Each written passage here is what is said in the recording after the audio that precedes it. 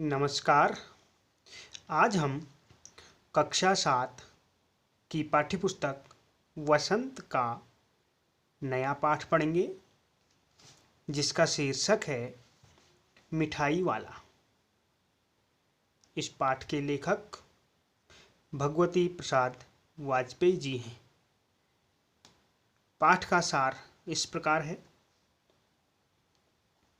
इस कहानी में कहानीकार ने एक पिता का बच्चों के प्रति प्रेम भाव को दर्शाया है। किस तरह एक पिता अपने बच्चों को खोने के बाद अन्य बच्चों में उस खुशी की तलाश करता है।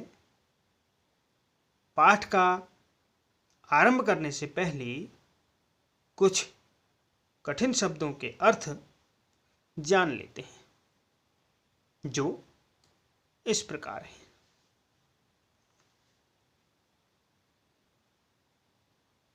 अस्थिर, औ का मतलब होता है नहीं, स्थिर का मतलब जो स्थिर न हो, अस्थिर का अर्थ है जो स्थिर न हो। स्नेहाभिषिक्त, स्नेहाभिषिक्त का मतलब है कि प्रेम में डूबा हुआ। स्नेह का मतलब प्रेम होता है। कंठ, कंठ का मतलब है गला। मादक, मादक का मतलब मस्त। चिक का मतलब होता है घूंघट।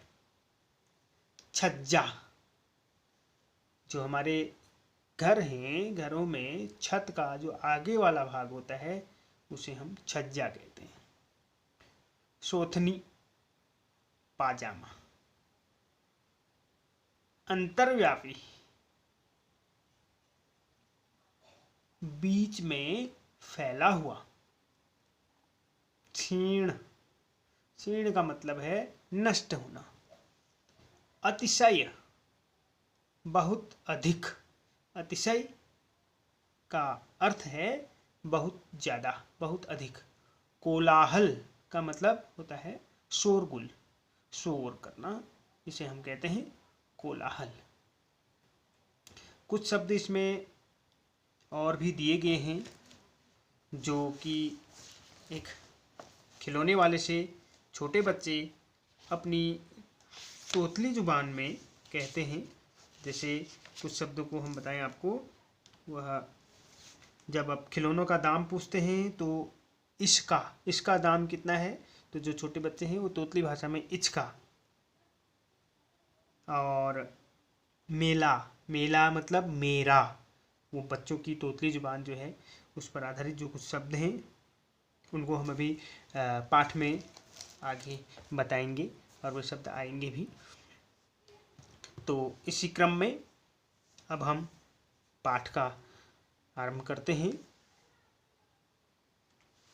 मिठाई वाला पाठ का शीर्षक है।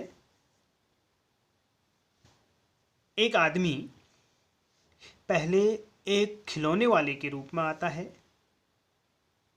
वह मधुर स्वर में बच्चों को बहलाने वाला खिलौने वाला गाकर सुनाता था। बच्चों को बहलाने वाला खिलौने वाला, ऐसा गाकर सुनाता था।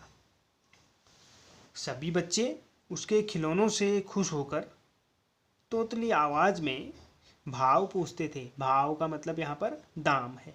भाव पूछते थे। नन्हे नन्हे बच्चों से पैसे लेकर और उन्हें खिलौने देकर वह चला जाता है। एक दिन राम विजय बहादुर के बच्चे, एक व्यक्ति है जिसका नाम है राम विजय बहादुर, उसके दो बच्चे हैं, चुन्नू और मुन्नू। तो एक दिन चुन्नू और मुन्नू खिलौने लेकर आए। तब उनकी माँ रोहिणी खिलौने देखकर सोचने लगी कि इतने सस्ते दाम में, इतने कम दामों में वह खिलौने कैसे देकर चला गया। रोहिणी जो है, चुन्नू मुन्नू की माँ का नाम है रोहिणी। तो कुछ दिन बीत गए। 5 या 6 महीने के बाद नगर में किसी मधुर मुरली बजाकर बेचने वाले का समाचार फैल गया। ऐसा समाचार आया कि नगर में कोई एक मुरली बेचने वाला आया है जो बहुत ही सुंदर मधुर मुरली बजाता है और मुरलियाँ बेचता भी है। वह बहुत सारी मुरलियाँ भी बेचता था। रोहिणी उसकी आवाज़ सुनकर पहचान गई। जब उसने मुरली बजाई और मुरली खरीदने के लिए जब उसने आवाज़ लगाई तो रोहिणी उसकी आवाज़ को पहचान गई। वह वही खिलौने वाला है जो कुछ महीने पहले खिलौने बेचने आया था। तो रोहिणी ने अपने पति को बुलाया और उससे बच्चों के लिए मुरली खरीद ली। उसे देखकर बच्चों का समूह खुश होकर उसके चारों ओर एकत्रित हो गया। सारे बच्चों ने उस मुरली वाले को घेर लिया। मुरली वाले ने सभी बच्चों को मुरली दी और अंत में एक मुरली उस बच्चे को भी दी जिसके पास मुरली लेने के लिए पैसे नहीं थे, और वह फिर मुरली देकर चला गया। समय बीतता गया।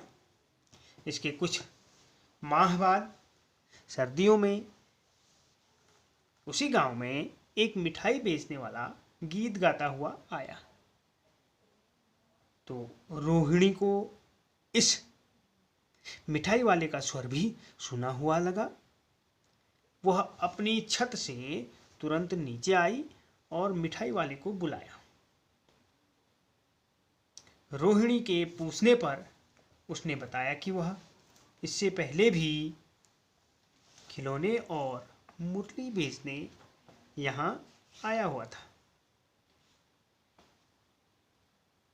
तो रोहिणी ने पूछा कि वह इतनी सस्ती और इतने कम दामों में चीज़ें क्यों बेचता है।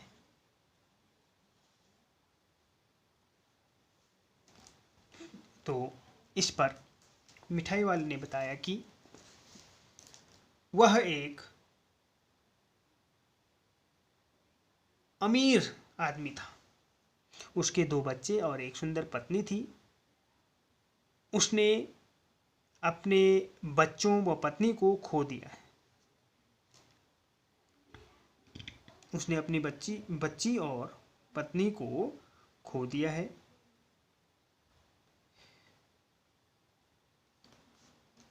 अब कुछ भी नहीं रहा और अपनी पुरानी बातें याद करके वह फूट फूट कर रोने लगा।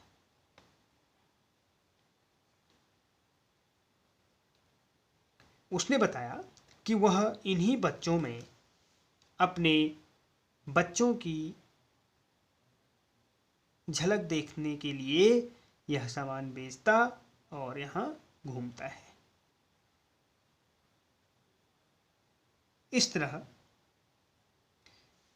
उसने कहा कि जीवन में कभी कभी उन बच्चों को देख करके मुझे उन बच्चों में अपने बच्चों की झलक मिल जाती है।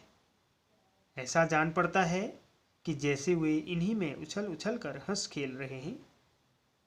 पैसों की कमी नहीं है, आपकी दया से पैसे तो काफ़ी हैं। जो नहीं है इस तरह उसी को पा जाता हूँ। रोहिणी ने अब मिठाई वाले की ओर देखा। उसकी आंखें आंसुओं से तर हैं। इसी समय चुन्नू मुन्नू आ गई। रोहिणी से लिपटकर उसका आंचल पकड़कर बोले, अम्मा मिठाई चाहिए। तो इतने में ही मिठाई वाला बोला, कि मुझसे ले लो मिठाई। यह कहकर उसने कागज की 2 पुड़िया बनाई और उसमें मिठाई भर करके चुन्नू और मुन्नू को दे दी।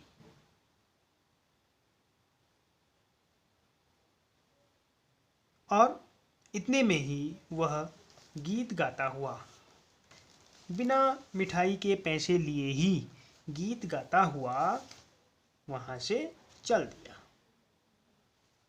तो बच्चों, हमने इस कहानी में क्या सीखा? इस कहानी में हमने क्या देखा?